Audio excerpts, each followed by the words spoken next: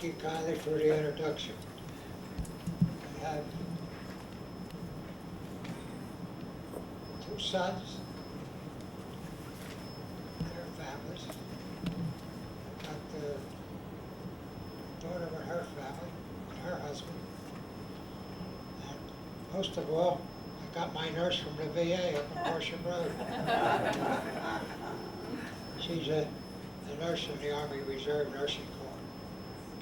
Very important person in my life. I want to start out, I went in the Navy in October 1940.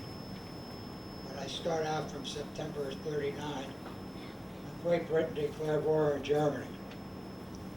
How I remember this, I was standing on the corner of Cheltenham Avenue and Rising Sun Avenue by the Crest Theater when they come out with special newspapers. They used to come out with special papers back in them days when anything happened. That's how I remember. It was Labor Day, September 39. I got sworn into the Navy on the 16th of October 1940. The day I went down to the Custom House, the recruiting office, to get sworn in. All the schools in Philadelphia were closed. It was used as a registration point for compulsory one-year military training. That's before they pulled the famous number out of the goldfish bowl by Secretary of Army Stimson with his blindfold on. Those guys were going to be in for 1 year. A lot of them never come out. They were in there for the duration of the war. I went to boot camp in Newport, Rhode Island. I was supposed to get 16 weeks. Getting guys in the Navy so fast, they didn't have no place to put them. So I was chopped down to 6 weeks.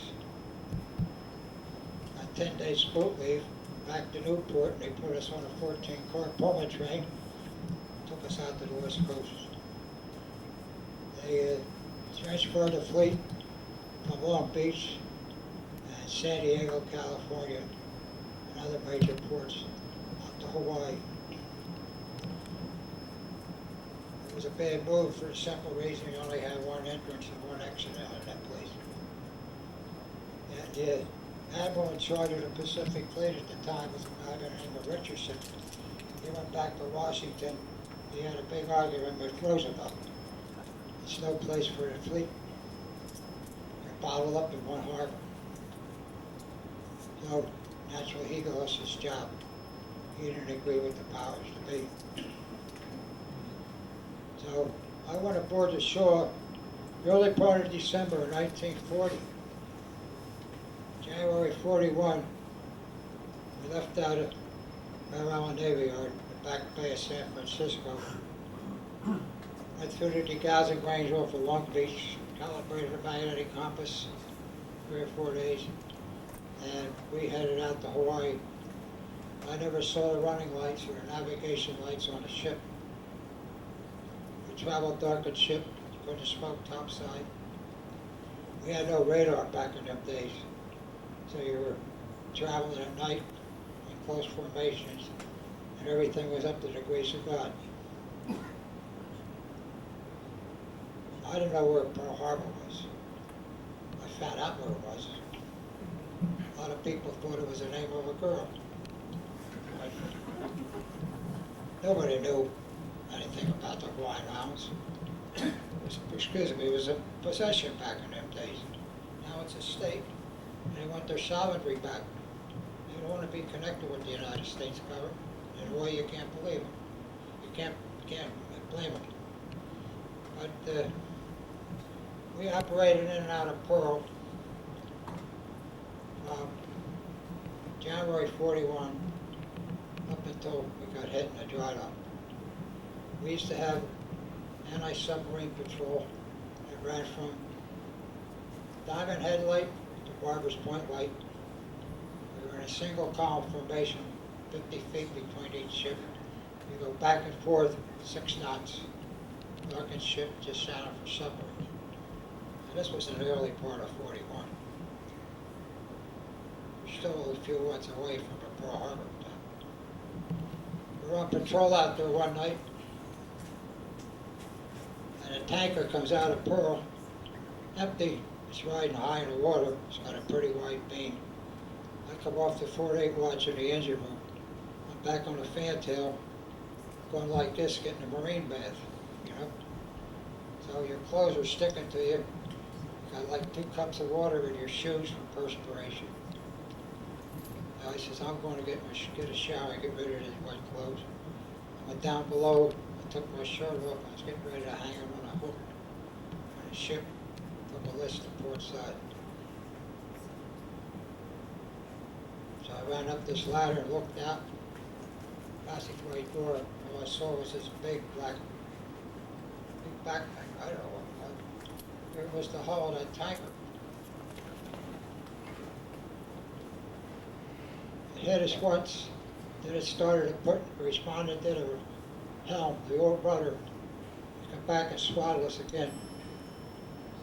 And the second wave of water went up. So my station for a collision was to get a CO2 extinguisher and go to the scene. So I'm at the fire rescue locker, unlocking it. So you get a tug to come out and help us get in there. And this dry dock was set up for a sister ship, USS Cummings. It had a loose bilge keel. Bilge keel is a flat piece of metal as well as to the side of the hull. It's out like this. It keeps your rolling from starboard to port. It's supposed to act as stabilizers.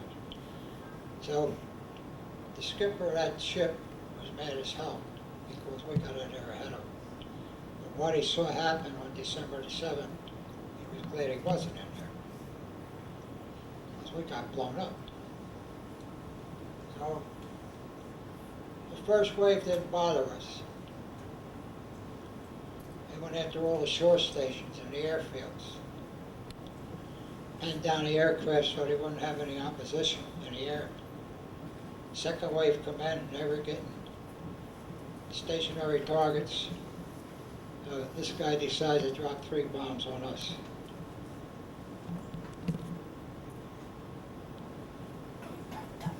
Forgot about that. I'm trying to keep up with you, Pop. So the bombs come down through the bridge, through the superstructure, in a galley and hit a big tank, A7F fuel tank. Started a fire. The wind was blowing from aft to forward.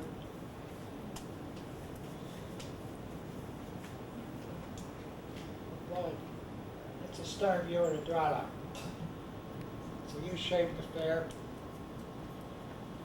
You flood the tanks. You flood the tanks and pull you in and line you up and then pump them out. It raises a whole ship out of the water. I was standing up here in this catwalk when the bombs hit the ship. I don't know how far it is from here to the water, but I had to go over the side. It comes in a little bit later. When that bomb hit, it blew up an oil tank, chasing to one of these stacks. And that's boilers in, they had boilers in here, and it's operated steam pumps, pump the water out of the case house. I looked for an opening, come down this way, climb down this way, and jump off the end of the dry dock. There's fire over there. I had to bail out over the side. I don't know how far it is, 30, 40 feet, I'm 50 feet. I wasn't worried about that. I had an old World War I 10 helmet on, gas mask, 2 bandoliers of 30 caliber ammunition, and a 30-30 rifle. What can you do with a Springfield 30-30 bolt-action rifle against an airplane? This is what they had us doing. We couldn't fire our guns because we were up on the blocks. So I didn't know I was burnt from this bomb flash until I hit the water and my arm started sticking on my chest, stuff like that. Hi, Connor. Come on over here. How you doing? Oh, I'm glad you came, buddy. One of my grandsons.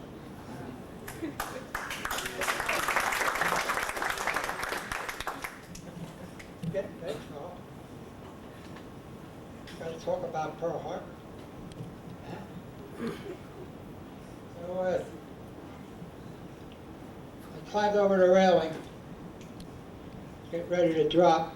This guy next to me dropped, and I left some French words out. So-and-so. I gave him 10 or 15 seconds to clear, so I don't want to land on him and break his back. When I hit the water, salt water stung my arms and my chest, and I knew I was burnt. So I wanted to get some first aid, so I started walking toward the naval hospital. I guess when I got a block away from the ship, all hell broke loose. The stuff was flying all around the air, so I dove under this officer's house. It was on concrete pilings. And the stuff was hitting all around the perimeter of the house. I said, man, you better get out of here. This house is liable to collapse on you and I'll never find you. I got out from underneath that and I headed toward the naval hospital. What I saw there wasn't a nice picture. It had stacks of arms, heads, and legs on one side of the walkway and bodies on the other side. And when I seen that, I said, there's nothing wrong with you. So the great antidote for burns at that time was tonic acid jelly, which I found out was no good later on. I asked the corpsman for something for burns and he threw me this tube of jelly. I speared it on, and I wound up going out on another destroyer that afternoon, USS Case. This is the picture of the ship with the magazines blowing up, #1 and #2 magazines. You might want to wonder what this is. They had a dredge here dredging the harbor. That was a sluice pipe that was taking the stuff that they were digging out. It was taken to a landfill.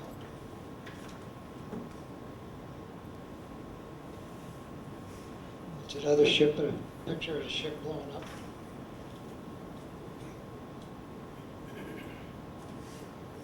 There's a lady here, the biology teacher, who was here last month.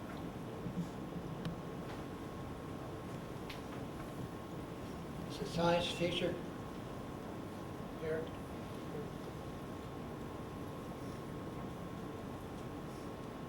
Okay. Here's the stern of the shawl. Leaning to the port side. This is a view from the front. You can see where the dry lock's up. These are 2 stacks of supply, and we were taking the smoke from the exhaust from the boilers down there.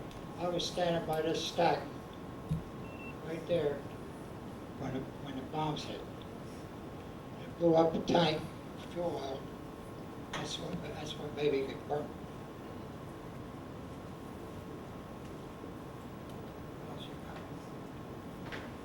That's another picture in dry dock. That's a fire control director. They're flag bags. TIC, it's Combat Information Center. Yesterday, December 7th, 1941, a date which will live in infamy.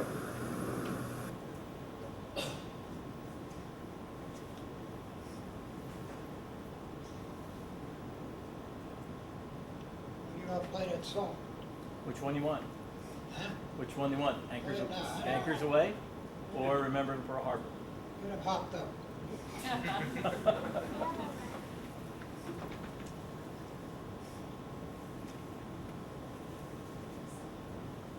There's a lot of sailor at the Navy Memorial in Washington.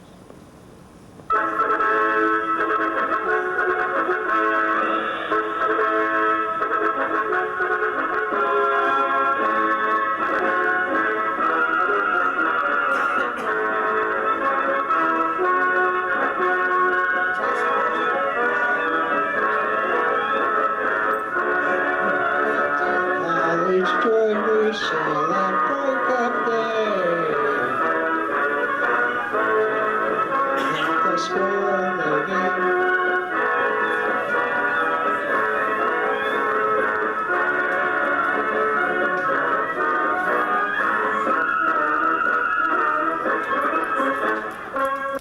We won't go into the.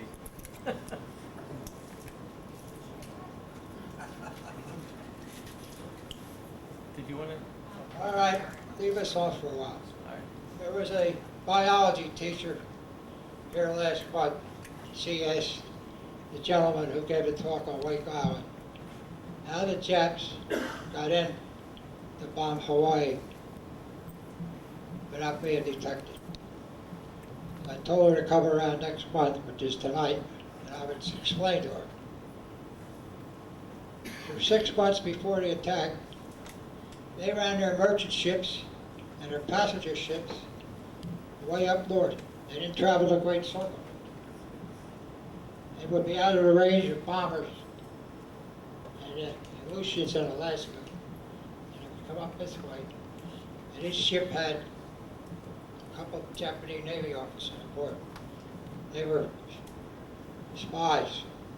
They would take notes of all radio receptions that they picked up. Any vessels they spotted. That's how they decided to route the thing. Come down this way. And we didn't have enough patrol bombers to patrol all the sectors. They were patrolling the areas, expecting something to come from the Marshall Islands or the Gilbert Islands. This area was open. That's how they made it in there, undetected.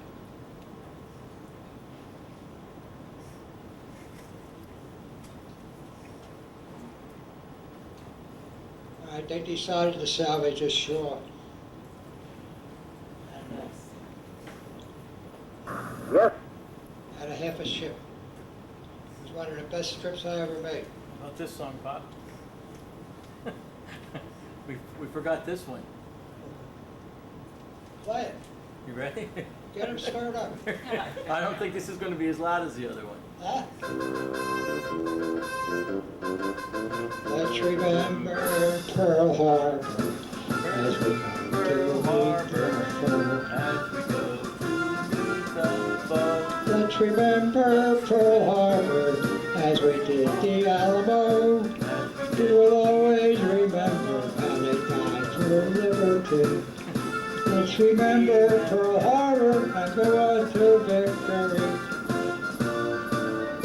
Let's remember Pearl Harbor. Mr. Lee will be selling more bonds at the door as you're going out. Very good, lads. Okay, they cut the wreckage off and put a jury bow on. That's what this is. We took it out off of Waikiki Beach, test run it, see if it was seaworthy, how it responded to the helm. Our man got a lot of bravery and he opened it up to 20 knots. Got a wall of water hitting here. Come up, act as a snowplow. If you looked dead ahead, all you saw was a wall of water at 20 knots. We weren't going that fast when we come back on the top. No. We didn't care what happened on that trip. We were going stateside. And had the galley in the machine shop back in here. And we had open galleys for 24 hours, which is unusual for a destroyer. We took up the rear of a 7-ship convoy. And we lose the convoy every night because they were navigating with a magnetic compass. We had 4 or 5 officers off the battleships that really didn't know how to navigate. We go to morning general quarters a half hour before sunrise to a half hour after sunrise. You open your eyes, you look all around, you'd be out there all by yourself. We didn't care, we were going to states, you know, with liberty. So when we pull into Frisco on a 17th of February. They didn't know who we were or what we were. They thought we were a missing ship. And they wanted to tie us up at Frisco, and the old man says, I want to go up to Mare Island. The guy went over and got on the phone, called up, he went, we took off from Mare Island. We got up there, and they had started building the forward end of the bow. But that's how we come back.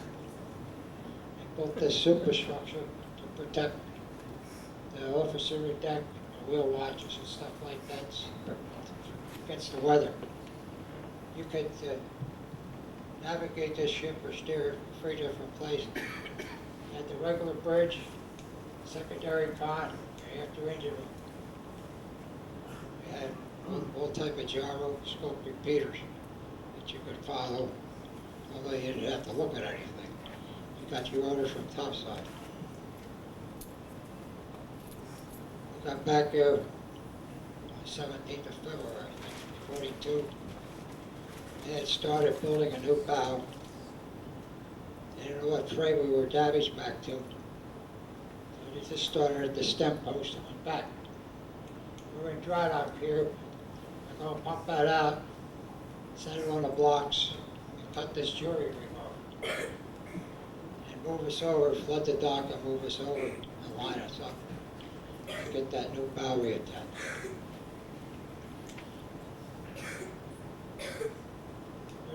There's the jury bows.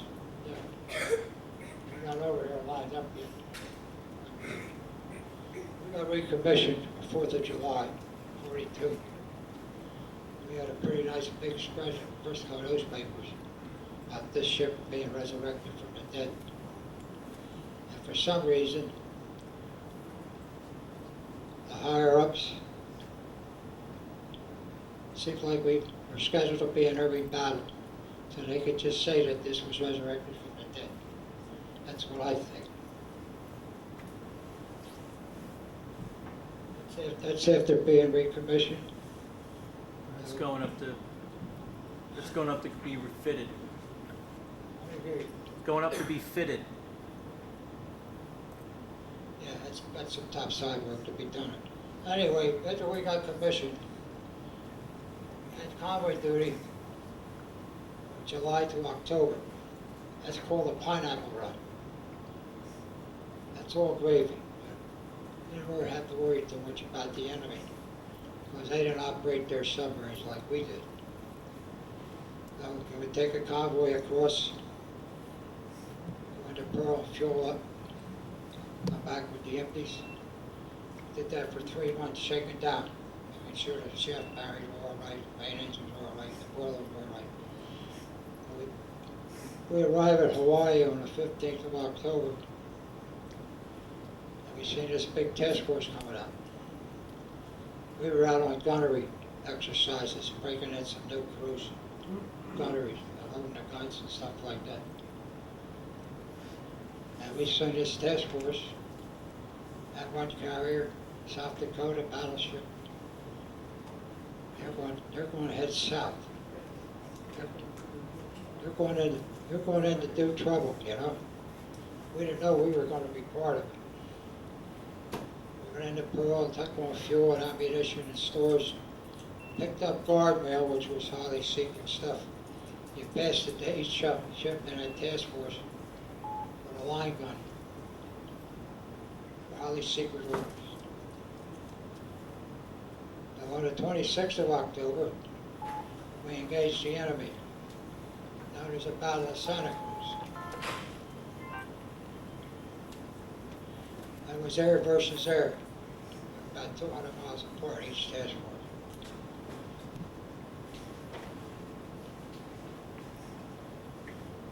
The ship in a screen position on the South Dakota, the battleship, pulled out of formation, screen position, to pick up the torpedo bomber crew. That's a 3-man crew. They couldn't land on the carrier because their hydraulic system was shot out, so they pancaked it in the water. He no sooner got over there, threw a ladder over the side, and he got torpedoed. They split the bulkhead between two fire rooms. And knocked that ship out of action. We went alongside of it, threw a bow line and a stern line across. The guys started jumping across from their ship to ours. And I was up in #1 magazine at the lower hoist. I was a fireman first class. And I heard, held up the hoist to this guy Sullivan, and I said, "What was that?" He said, "That's a fish going across the bow." I wanted out of there, but I couldn't. So that submarine was firing torpedoes at us when we were alongside him, rescuing that crew. The old man says, "Chop the lines and give me some speed." And he chopped the lines with a fire axe. Quartermaster on a bridge rung up flank ahead. That thing took off like an outboard motorboat. The bow came out of the water and the screws dug in, just like a motorboat when you rev it up. We left the wounded on there. We got a couple off. We left most of them on there. As we're pulling away, this guy comes running down the deck. It's the squadron commander. By the name of Captain Carter. He's up destroying the code books, decoding machine and stuff like that. And he took a flying leap. He must have closed his eyes because he reached out and put the top strand of our lifeline.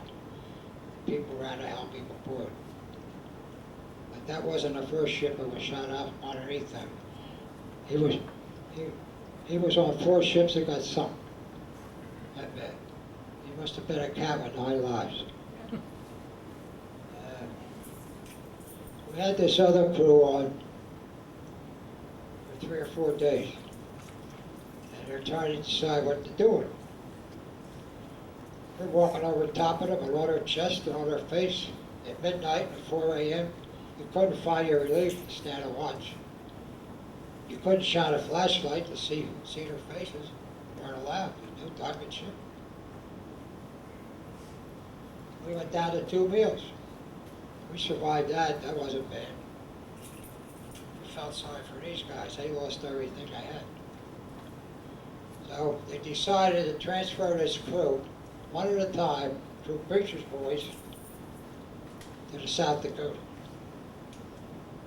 This is the South Dakota. This is the shore. This is the line they crossed over. That's a bow line. That's a bow line to keep the ships together. You had a stern line, so they wouldn't get them too far apart. But we transferred them one at a time. Took about 5 hours. I don't know whatever happened to the crew after that. South Dakota was known as Battleship X. Got credit for shooting down 32 planes in that Santa Cruz battle.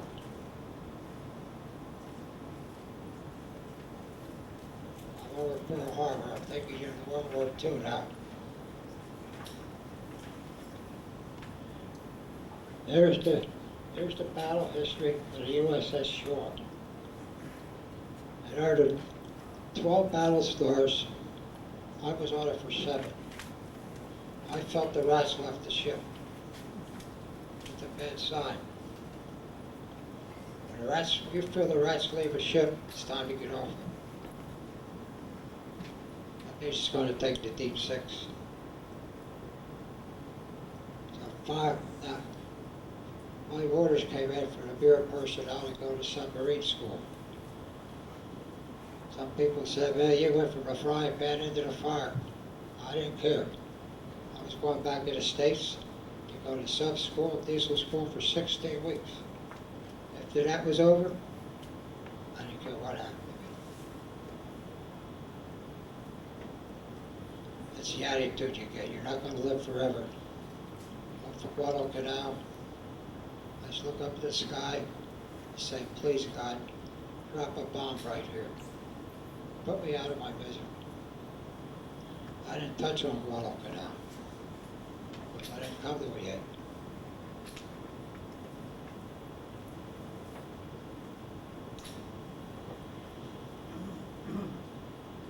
Santa Cruz.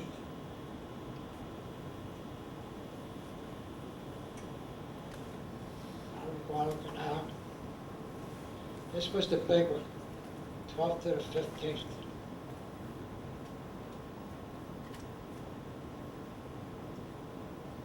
That was off of New Guinea. I left this out at Guam. I made the Mariana invasion. Put the 2nd and 4th Marines ashore on Saipan. The 3rd was supposed to go ashore on Tinian. But the 2nd and 4th ran into stiff opposition. They had to throw the 3rd in to back them up. He put some Army unit in there. And that postponed Guam invasion for about 60 days. We finally made that. It was 7 or 8 sea battles off of Guadalcanal. And there was a battle of attrition. Who was going to give up first? Who got disgusted and ran away? They were very, very highly trained sailors. They had no radar. They had night binoculars, which we didn't have. We had radar, but the officers wouldn't rely on it. They had a super torpedo. That's what created all the damage off of Guadalcanal. I was in there one night when 4 heavy cruisers got hit. That's a big loss, man. Big loss. We had cruisers with 8-inch guns up against battleships with 16-inch guns. They were using destroyers or cruisers. We didn't have nothing to fight with. That invasion of Guadalcanal, they weren't ready for it. But they had to do it because they were battling an airfield on Guadalcanal, and that would sever our lifelines between Hawaii, Frisco, Australia, and New Zealand. That was their farthest advanced perimeter line. And when my 1st Marine Division went in there August the 7th in 42, they were shocked. 1st Division didn't lose a man on that invasion. Later on they lost people. But the Navy lost men out there in this body of water called Sealock Channel. It's about 30 or 40 miles wide, about 80 miles long, and it's between Guadalcanal and Florida Island. Up at the north end, you got a rock sticking out of the water called Sable Island. The Japs always come in between Guadalcanal and Sable Island. They used to put a destroyer up between Sable Island and Florida Island on picket duty, in case they come in that way. Well, you got that duty, you kissed everybody goodbye, because if they come in that way, you were done. It's not a nice feeling. We always come in the lower end. That body of water on the navigation charts is known as Sealock Channel. To us, it's known as Iron Bottom Bay. There's something like 52 ships sunk out there. 26 of ours and 26 of theirs. And there's over 5,500 sailors laying out there. That was a rough place. That area down there screwed up my head. It wasn't Pearl Harbor. I could erase Pearl Harbor. I was carrying around excess baggage for 55 years. And I don't know what the hell was wrong with me. But I give the veterans from the Vietnam War credit for bringing this stuff to light. In World War I, it was known as shell shock. Them poor guys, they had no treatment available at all for them. They just lived the remaining years of their life, it was lousy for them. World War II was combat fatigue. Korea was combat fatigue. These guys come back from Vietnam, it's delayed action syndrome. When Clinton said all veterans register with the VA, I didn't have too good of an opinion of the VA. Because I went down there after I come out in 46. And they look at you and say, what do you want? You're interrupting our chess game or pinochle game. You know? They didn't want you around. But things changed with the VA. They welcome you and greet you now. I was interviewed by a counselor. I gave her my history. She said, is there anything else bothering you? I sat there and looked at her, 5 minutes, 10 minutes. I was talking to myself. I said, Brown, it's about time you aired your laundry. I said, yeah. I said, there's something wrong with me. She says, what is it? I said, there's things that's in my mind for 24 hours a day. I says, I can't erase them. I says, I go to work, I'm working on a piece of machinery. I'm concentrating on that, and deep in the back of my mind, these battles I was in out there off of Guadalcanal. So she set me up with an appointment with the psychiatrist or psychologist. I had an hour and a half session with him. Very nice gentleman, very caring, very kind. He wrote all this stuff out longhand. And at the end of the hour and a half session, I said, what are your preliminary diagnoses? He says, you got delayed action syndrome. First thing I thought of was these poor guys from Vietnam. They exposed us. I got hooked up with a psychiatrist and I put it on medication. And I don't like to take too many pills. You know, stuff can be habit forming. I got enough problems without that. You know? So I was on a antidepressant or something for a couple of years.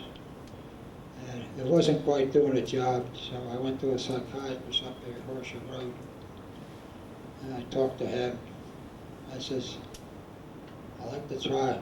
I'd up at the 40 grams for 20 grams. So he says, oh, okay, well, we'll try that. So what I do is I cut the 40 gram in half and take half in the morning and half at night. I don't want to get too hopped up, you know. So when I started going over to Horseshoe, I was blessed by a very, very lovely person. She's a captain in the Army Nursing Corps, Army Reserve Nursing Corps, but I address her as Major. I call her the Major. I said, you're promoted. I go over there 3 months later. I said, you get that increase in your paycheck? She says, no. I said, well, I'll have to call Washington. So I think the poor lady's still waiting for that paycheck raise. Yes, I am. There she is there. Annie?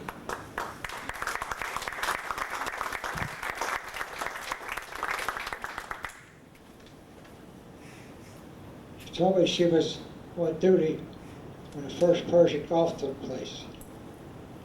I said, were you over there? She said, no, I was in Fort Bragg. I said, oh, my heart aches for you. Fort Bragg. Remember that? Annie, she's a neighbor of yours. She's from Wilkes-Barre. Annie's my daughter-in-law. She's from Scranton. So, Guadalcanal. huh? Guadalcanal. Yeah, I was glad to leave that place. We had trouble with the ship's turbo generator, light and power generator. Bearing went out on it. And they sent us down to Sydney to go alongside. The destroyer tender Dobbin. And we're taking this damaged battle cruiser, escorting it across the Coral Sea that was in a battle on the 13th, 12th, 13th, and 14th of November. And this is close to Christmas time. This ship was up in some cove, some harbor on Florida Island, They sent the crew over to chop down coconut trees, coconut palm fronds, to camouflage that ship so the Japs wouldn't spot it from the air. That was a heavy cruiser with 8-inch guns. Number 2 turret was hanging over the wreckage. The bow was blown off. That was in Minneapolis. Also a same class cruiser to St. Louis. That bow was blown off, but number 1 gun turret was hanging over. Now going across the Coral Sea, we ran into a storm. This ship had to back down because it had coconut tree trunks shoring up the bulkhead where this wreckage was, up forward. So it had to back down and run astern, so it didn't collapse that reinforcement as they did up in Tulagi Harbor. We had to circle this ship in 15 knots to protect it against submarines, and we're running out of fuel. We got a big radio silence and request a tanker. Well, the rumors on that ship were flying hot and heavy. The destroyers that was escorting the tanker out was going to relieve us, and we were going to take the tanker back to an advanced base. And we wanted to go into Sydney because we didn't have any leave or liberty for 4 or 5 months. Now anyway, thank God we made it into Sydney Christmas Eve, 42. We had the generator repaired. We got orders to go over to Wellington, New Zealand and pick up a transport load with Marine paratroopers. A lot of people didn't know that the Marines had paratroopers. They were taking this transport up to New Caledonia, which was a free French possession. It's the capital of New Caledonia. That was one of our bases for Guadalcanal. The other 2 were Espiritu Santos and Ifadi and the New Hebrides. That was a French possession.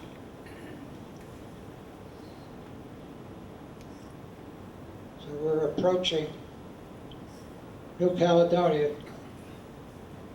We had an officer of the deck off the West Virginia battleship.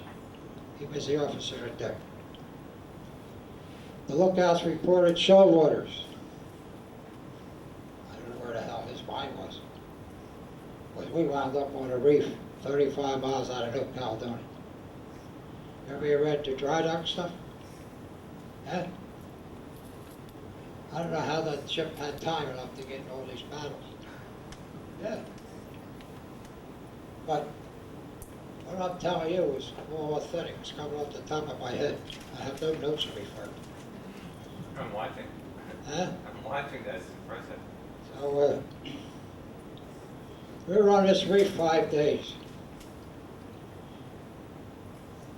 We had to unload the magazines, powder, shell casings, everything in the ice boxes, refrigerator, freezers went bad. And throw that stuff over the side to the sharks. So we had a little game going. We had a good time on that reef. Talk about being shipwrecked, the best way in the world to be shipwrecked. Nobody bothered you. It wasn't this stuff or that stuff. We'd get slabs of bacon. One guy would hold it over the lifeline and drop it at us to a shark. The other guy had a 52-pound shell. He tried to hit the shark on the head like a bombardier.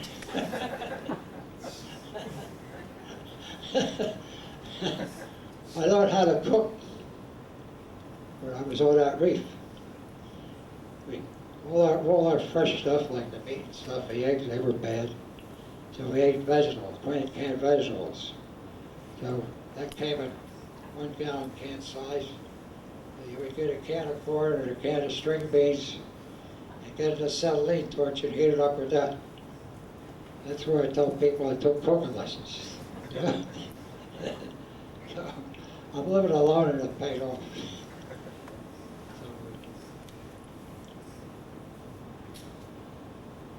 We left out of New Caledonia. We got orders to go over to Suva, Fiji. We swung around the anchor in Suva Harbor, I guess for 3 weeks, waiting for these old battleships to come out of some way back base. They were down there doing nothing, just in case there was a real big sea battle. But thank God they didn't need them because they would have got sunk. Also, I want to mention, you're going to think I'm crazy. The Japanese did the United States a favor by bombing Pearl Harbor.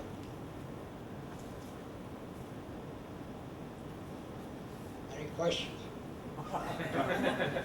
Why do you say that? Huh? Why? Why?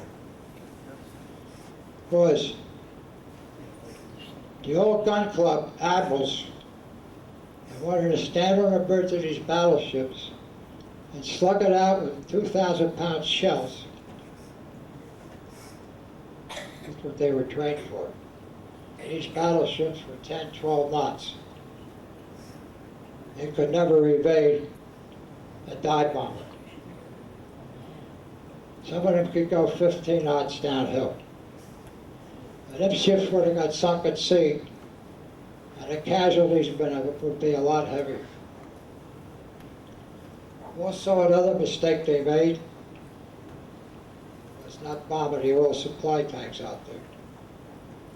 There was 32 oil tanks behind a sub-base. Down by Hospital Point, there was another 30. They didn't touch it. All they had to do was get a couple of them start fire. We'd have lost all that oil, and them ships would have been in Pearl Harbor for 8 or 9 months. That's what I mean by them doing us a favor. There would have been more than 2,300 or 2,400 lives lost if they left them old admirals take them ships to sea. The only action I ever participated in was that battle in the Straits out in the Philippines, where this guy Oldendorf crossed the T.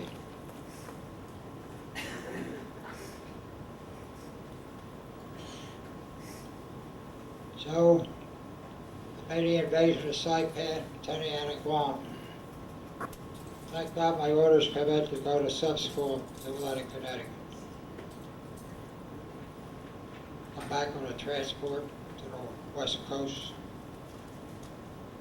Yelwin called me up from the personnel office and he said, "You got any money?" I said, "What kind of money?" "Not enough for a train ticket to New London?" It was $32, I think. I said, "Yeah." I said, "What's this all about?" He said, "There's a draft of 15 recruits going across country and you're the senior petty officer. I would have all their records and the responsibility of the guys. And every train stop, they'd be off getting bottles of booze. And I was responsible for each one of them." I says, "I know you were out there in the Pacific and in a lot of action. You don't need that." I says, "Type up the orders." I sat up in a train for 7 days coming across from the West Coast, eating his ham sandwiches. So, I decide, well, I'm coming through Philadelphia. I'm going to get off the train at North Philadelphia Station, down at Broad and Glenwood. It's closed now. I'm going home for the night. There's no destination time when I'm supposed to be in New London. They won't know the difference. That's what I did. I had a night with my folks. Next morning, I get on a train, up to New London. I started sub school. Went to submarine basic instruction for 6 weeks. It was very thorough, very knowledgeable, very interesting. Because I was a machinist mate first class, they sent me to diesel school for 10 weeks. But they wanted me to change my rating to motor machinist mate, and I wouldn't change it because I was a steam man. That's what was in my heart. Diesel engines were for girls. Now, I tell people that I went to diesel school for 10 weeks, they changed my rating to motor machinist mate, and they made a female water tender out of it. That's what I tell people. I don't know where we got it. I don't know whether we got the gentleman here that was a motorbike out in Bear Island or not. But that's the way I feel about motorbikes. They're female water tenders. So, I gave a guy $5. He says, call me up at this number and tell me what draft I'm gonna be on after my leave's up. I go back to the base. I said, if I'm getting sent to the Pacific, I ain't coming back. I'm going over the hill. He says, you're kidding. I said, nah, I had enough of that stuff. And the phone rings. He says, you're going to Key West, Florida. That's better than the Pacific. Hell of a lot better. I get down there, I get on what they call the old R boats.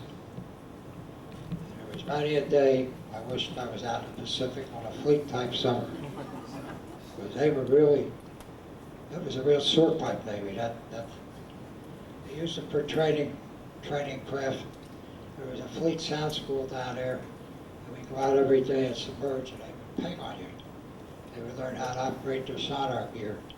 On graduation day, they would drop 35-pound charges on you when they thought they had you.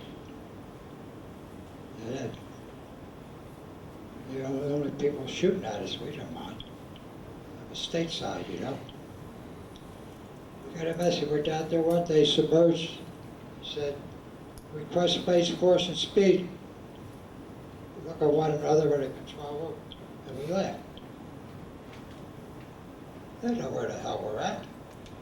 You know, they know what depth we're at.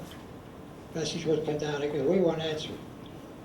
Request base course and speed. That goes back and forth 4 or 5 times.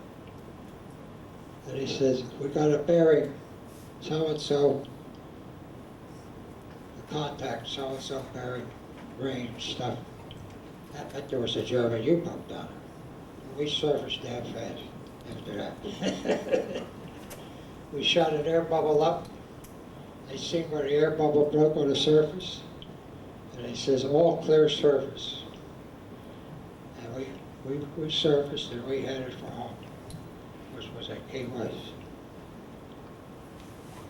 The war ended. I was stuck in Pearl. That's Key West, Florida. And what a hole that was. Not like it is today. There was a lot of natives down there, Spanish descent, they call them conchs. C-O-N-C-H something.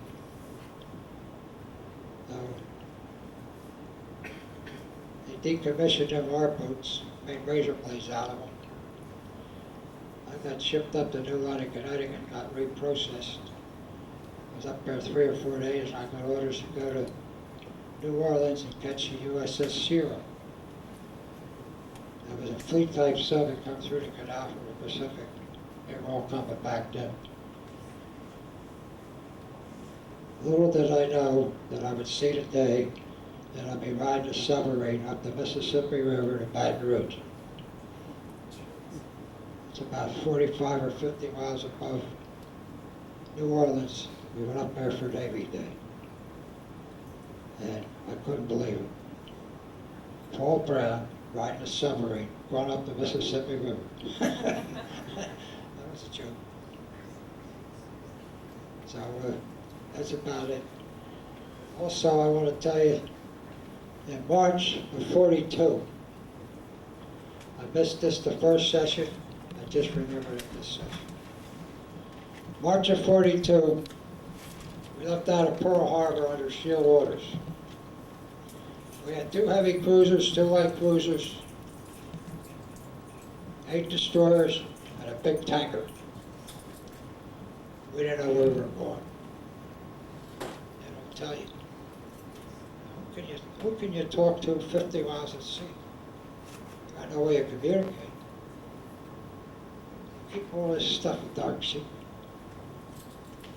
talked to the guys on the bridge and said, what course are we steering? You get some time, you try to get some idea where you're going, where you're headed. And we were headed west. Now the scuttlebutt was, we were going out into Japan's private ocean with our guns loaded and provoke an attack. Now this is in March of '41, 9 months before the Pearl Harbor attack.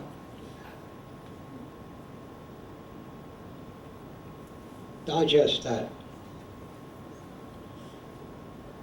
In '41 we had destroyers torpedoed in the North Atlantic.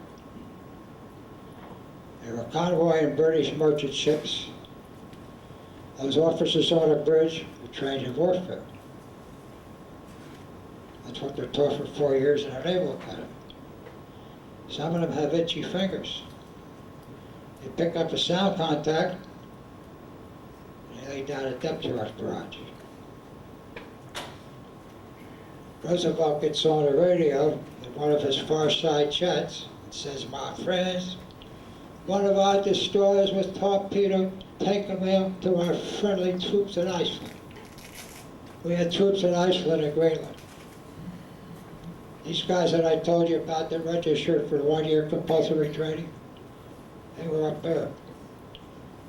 We wanted to control them for long-range weather forecasting stations for a future invasion of the continent, and they want the Germans to occupy it.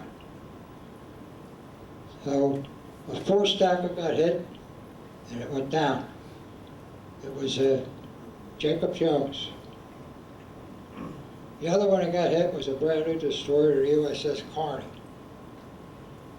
That was a new design ship that had staggered engineering spaces. It had a fire room, engine room, and engine room. So you could knock out one fire room or one engine room and come back on the other screw. That's what saved that. But you never hear of this stuff. People sitting out there won't believe me. It couldn't have happened. But that's the way it was, and I'm giving it to you straight.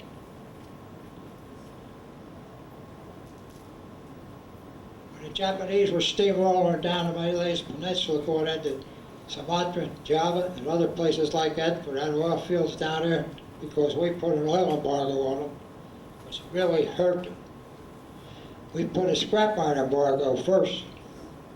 There used to be 8 to 10 ships in the Port Richmond, where the Reading Railroad freight yard is, loading up with scrap iron at one time. They put a scrap iron embargo. They couldn't build ships and they couldn't build machines of war. That hurt them. But when they put the oil embargo on them, that was a killer. You got any idea what Japan looks like? Nothing but a bunch of rocky hills. You can't grow vegetables of any amount. You can't have cows over there grazing. No grass for them to eat. So they had to expand, but they went about it the wrong way. Roosevelt wanted to send 3 destroyers out from Cavite Navy Yard.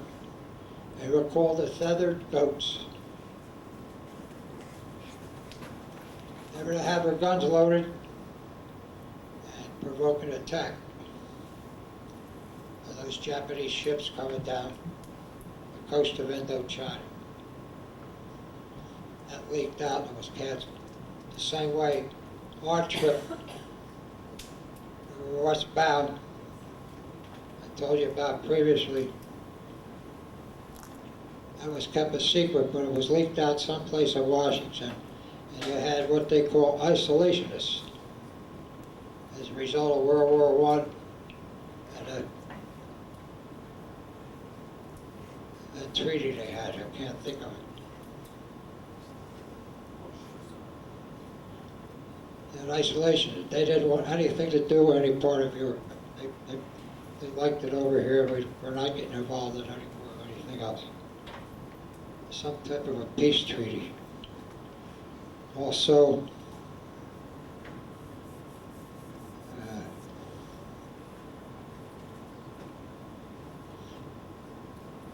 we We got a radio message. Lost my train here, I thought. We got a radio message and they split this task force up into two parts. One light cruiser, one heavy cruiser, 4 destroyers went to Sydney, Australia. The other light cruiser, the other heavy cruiser, and the other 4 destroyers went to Auckland, New Zealand. That was a good world trip. That was his cover-up. Now, do you read anything about this in history books? No. You can't believe what a historian writes. All he knows is what he's told. They claim that the Battle of Midway was a deciding battle that turned the tide of the Pacific War. No, it didn't. They're sick in the head. I spent 6 months off of Guadalcanal. I like to talk to that historian. You know what they accomplished at the Battle of Midway? They broke the back of their carrier fleet. 4 of their carriers were sunk, 2 were damaged. And I read someplace that all the guys that survived that battle were incarcerated when they got back to Japan.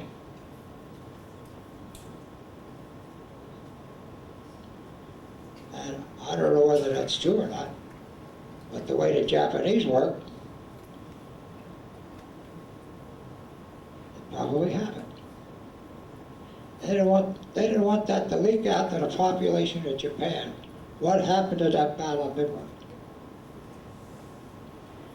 I'll agree with historians 50% on that. We broke the back of the carrier fleet. 4 sunk, 2 damaged. We lost 1 destroyer and 1 carrier. Yorktown and a destroyer Hammond. I was alongside with handy-billy pumps. Something blew up and got hit with a torpedo and the depth charges went off. Blew itself up. But the battle off of Guadalcanal for 6 months was a battle of attrition. Who was going to give up first? We had control of the air, so the Japs couldn't come in the daytime.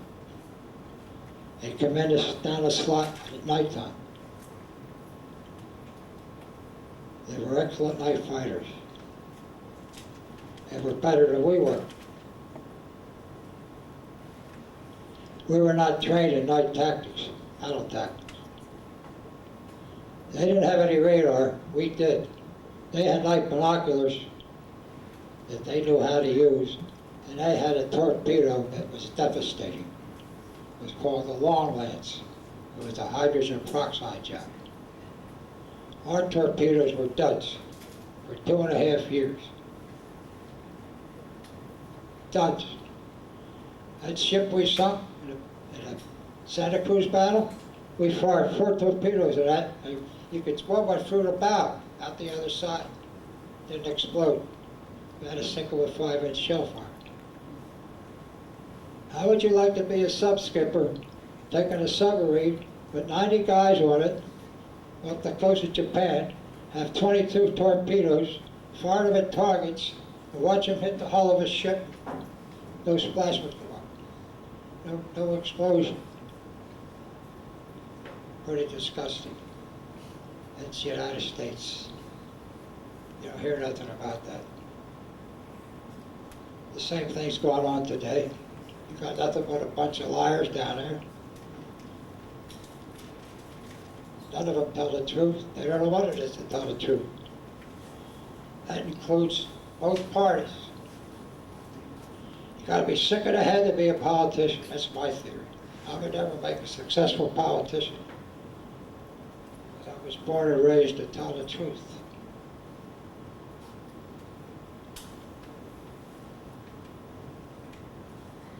You got me cranked up there. It's a 1:48. What do you say there, Lee? Huh? I think it's about time. What do you sit back and stay up here? Okay, we got any questions? How about any questions? How about some questions? Has he answered all your questions? Here's one. Yes, sir. How come they repaired the show if it was so badly damaged? I guess the engineering spaces, the fire room and the main engine room weren't damaged. I think that's what made them rebuild it. Mostly a new valve. Way back. It was a hard luck ship as far as I'm concerned. If you add up the hull numbers, 373, what's it come to? Don, Huh? Well, that Don, was unlucky 13. right into my camera. Oh, I'm sorry. Yes, When you were a kid, is this what you thought you would have come on done? up here and talk to me. Come on, Buttercup. Yeah, I'm just gonna ask you the question. Huh? I When can't. you were a kid- Grandpop can't hear you. Come on up here. Come on.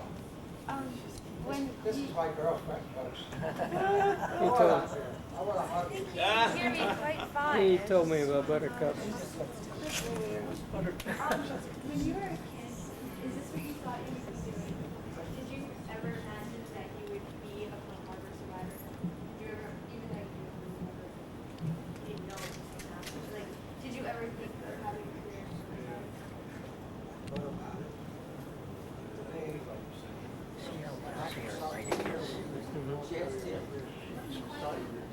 I asked him if he ever thought as a child if he would ever have a career in the military, if this was something he always wanted to do, or if it was just something that happened. You guys heard me, right? Yeah. Really serious. What? So, did you ever think that you were going to? I thought about it. I must have wished I did because I had over 6 years then.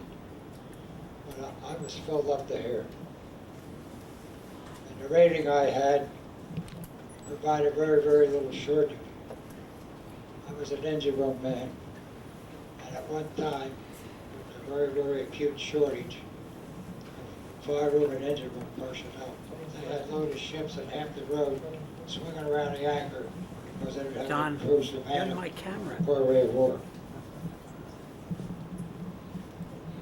I never thought I would live this long. There's another reason why I didn't make the military career. But if I knew I was going to live this long, I'd have come out on 20 years. That would have been 1960. I would have been getting that pension check every month from 1960, 70, 80, 90, 2000. 45 years. So when you look at it that way, you made a mistake. Huh? Thank you for answering. Give me a kiss. This is Buttercup.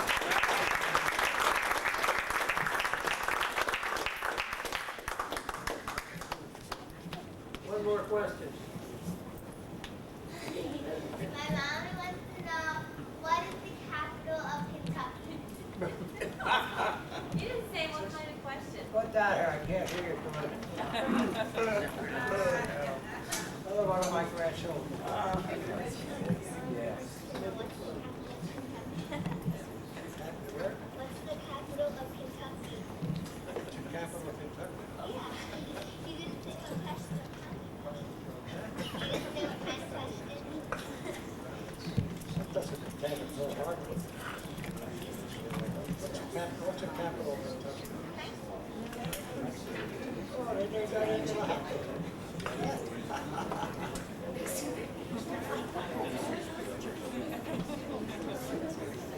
Okay?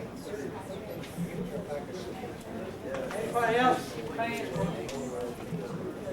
Oh, God. Oh, may I, no, it's a real simple question. Oh, may I ask you, when you were just cruising, as an escort to merchant ships, you're out in the ocean, you're cruising. The water we were distilling to the reserve feed bottoms was for the feed water tanks for the boilers. Couldn't exceed 3/10 of a grain of salinity per gallon. The Navy was the last people to go to parchment milling.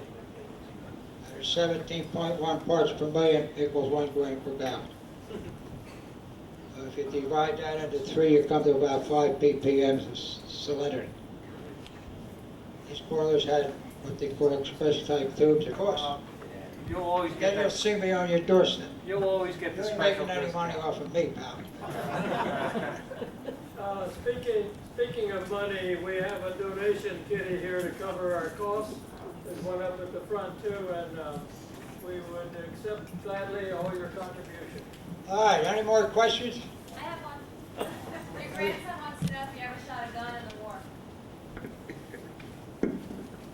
Your grandson wants to know if you ever shot a gun in the war.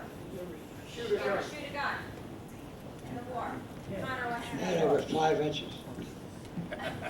What? They were 5 inches. 5 inch 38 caliber. And you want to measure the barrel, length of the barrel, you multiply the caliber by the bore, and divide by 12. The guns on the shore had a barrel of about 13 feet. Multiply 5 inches by 38, divide by 12. You got your PhD tonight, pal.